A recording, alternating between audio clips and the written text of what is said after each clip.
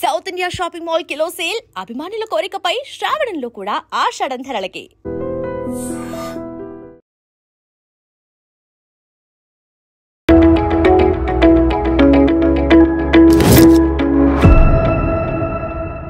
కొందరి సినిమా తారల జీవితాలు సినిమా కథలను మించి ఉంటాయి.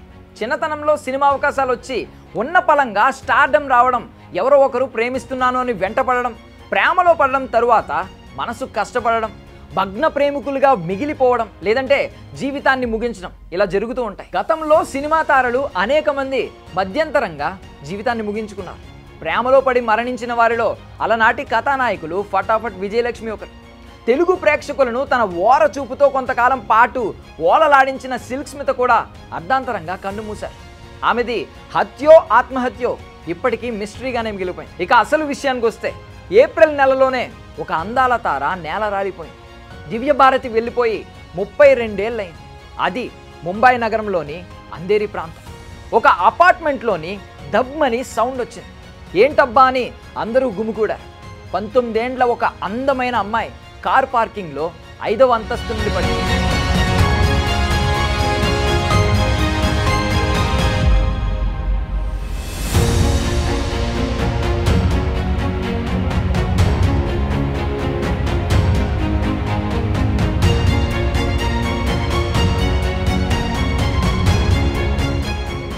ఆమెను ఎవరైనా తోసారా, లేక ఆమె అదే పనిగా ఉద్దేశపూర్వకంగానే పడిందా, లేదా ప్రమాదవశాత్తు పడిందా అనేది ఇప్పటికీ తేలని ఒక అంశం. ఆమె ఎవరు అని అంటే, ఆమె చేసింది కొన్ని సినిమాలే అయినా టీనేజ్ ప్రాయంలో టీనేజ్ కుర్రకారును ఉర్రూతలూగించిన నటి. హిందీలోనే కాకుండా తెలుగులో కూడా ఆమె చాలా సినిమాలు చేసింది. ఆమె పేరే దివ్యభారతి.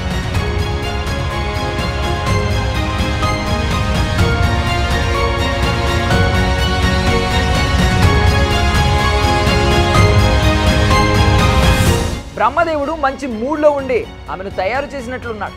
అణువణువు అందమే. మంచి ప్రాయంలో ఫ్రాక్లు వేసుకుని సగం చీర కట్టుకుని ఆమె చూపిన అందాలు అన్నీ ఇన్ని కావు. అలాంటి అందగత్తే అర్ధాంతరంగా కన్నుమూసి. ఇప్పటికీ దివ్యభారతి ఈ లోకాన్ని వదిలిపెట్టి పై లోకాలకు వెళ్ళి 32 ఏళ్ళు అయిపోయింది.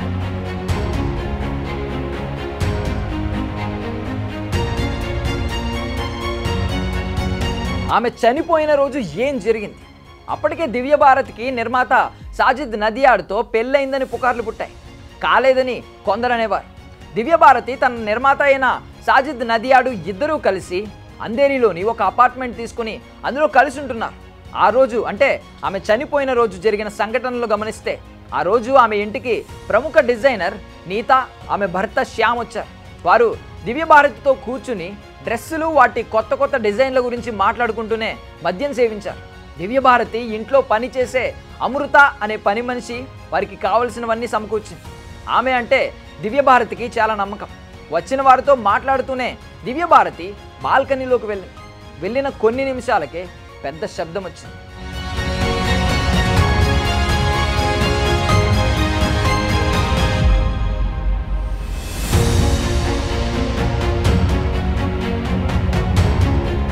వెళ్ళి చూస్తే ఆమె కార్ పార్కింగ్ ప్లేస్లో రక్తపు మడుగులో పడి ఉంది.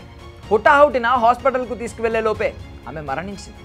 ఇది 1993 ఏప్రిల్ నెల మొదటి వారంలో జరిగింది. ఆమె పోస్ట్ మార్టం రిపోర్ట్లో ఆమె మద్యం సేవించినట్లు తేలింది.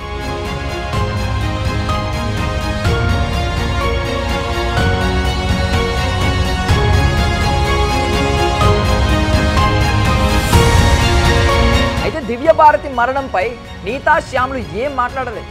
సాజిద్ కూడా ఎందుకు మరణించింది అనే దానికి ఏమీ చెప్పలేకపోయారు.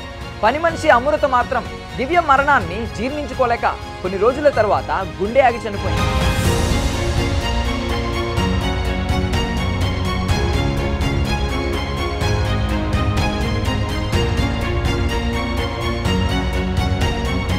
సాజిద్ కావాలని భార్యను చంపించి వేశాడని వార్తలు వచ్చాయి.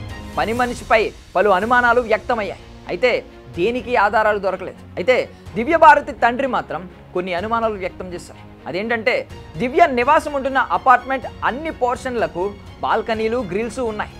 ఈ ఒక్క అపార్ట్మెంట్కు లేవు. ఎందుకని గ్రిల్ వేయలేదు? ఇది పథకం ప్రకారం జరిగిందా? ఆ బాల్కనీ కింద కార్ పార్కింగ్ ఉండేది. దివ్య చనిపోయిన రోజు అక్కడ ఏ కార్ పార్క్ చేసినట్లే లేదు. అందువలన దివ్య డైరెక్ట్గా నేలను తాకడం వల్ల చనిపోయింది. అయితే ఆ దిశగా విచారణ చేశారో లేదో కూడా తెలియదు.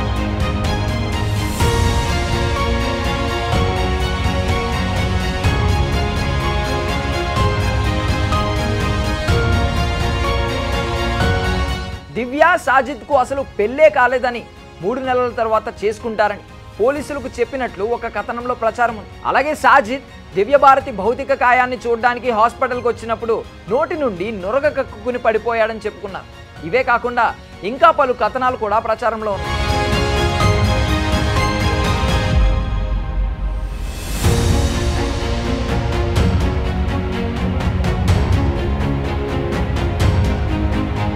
చివరికి దివ్యభారతి అంత్యక్రియలు ఎలా చేయాలనే దాంట్లో కూడా తర్జన భర్జనలు జరిగాయి. ఎందుకంటే ఆమెకు ఆల్రెడీ పెళ్లి కావడమే కాకుండా ముస్లిం మతాన్ని స్వీకరించింది అని కథనాలు ఉండడంతో ఆమెను ఏ మతాచారం ప్రకారం చేయాలి అనే చర్చ కూడా నడిచింది. అయితే ఆమె మీద వచ్చిన పెళ్లి మతం మార్పిడి కథనాలకు రుజువులు ఆధారాలు లేవు కాబట్టి చివరికి హిందూ సాంప్రదాయం ప్రకారమే అంత్యక్రియలు నిర్వహించారు. దివ్యభారతి మరణంపై పలు కథనాలు వెలువడ్డాయి. వీటిలో ఏది వాస్తవమో కూడా తెలియదు. పోలీసులు ఈ కథనాలను పరిశీలించారో లేదో కూడా తెలియదు. అయితే నిర్మాత సాజిద్ ప్రవర్తనపై పలు అనుమానాలు వ్యక్తమయ్యాయి. మొత్తం మీద 5 సంవత్సరాలు ఈ కేసు మీద విచారణ జరిగింది. పోలీసులు ఎలాంటి పురోగతిని సాధించలేకపోయారు. దాంతో కేసు మూతపడింది. ఆ సంఘటన తలుచుకుంటేనే అందరికీ బాధ కలుగుతుంది. ఆమె అభిమానులకైతే మనసు సుడి తిరుగుతుంది. జరిగిన ఘటన వెనుక మరేదో కోణం ఉంది, ఏదో జరిగింది అనే సందేహాలు ఎవరికైనా వస్తాయి కానీ వాటన్నింటికీ సాక్ష్యాలు రుజువులు లేవు.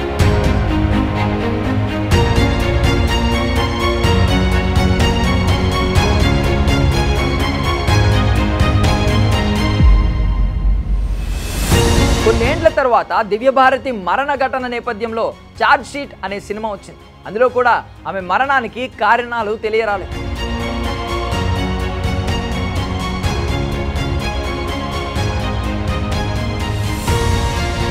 అదన్నమాట. అద్భుతమైన అందాలతో ఈ లోకంలోకి వచ్చి తారాలోకంలో కొంతకాలం విహరించి అంతరార్థమైపోయిన దివ్యభారతి అనే నటి విషాదగాథ.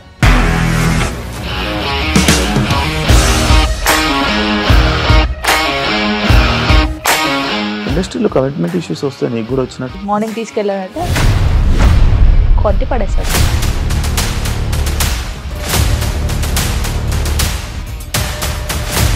ఒక్కళ్ళు కూడా చూడలేదు ఈ సినిమా అని చెప్పడానికి కూడా చాలా ధైర్యం కావాలి. అది నిజం కదా, దాంట్లో ధైర్యం ఏంటి? ఇది నెక్స్ట్ డే ప్లేట్ మార్చేస్తే తప్పు కదా. As of now we are comfortable this అని నేను అనుకుంటున్నాను. రష్మిక గారిది మీది ఒకే ఊరంట కదా?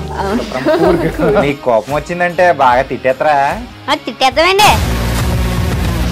నిజంగా గేమ్ ని ఎలా చేంజ్ చేయగలిగారు? ఏపీఎస్ఎఫ్సి వాళ్ళకి 6 నెలల్లో నేను 6 లక్షలు కట్టా. బిజినెస్ చేయాలనుకుంటే it is as difficult as riding a tiger.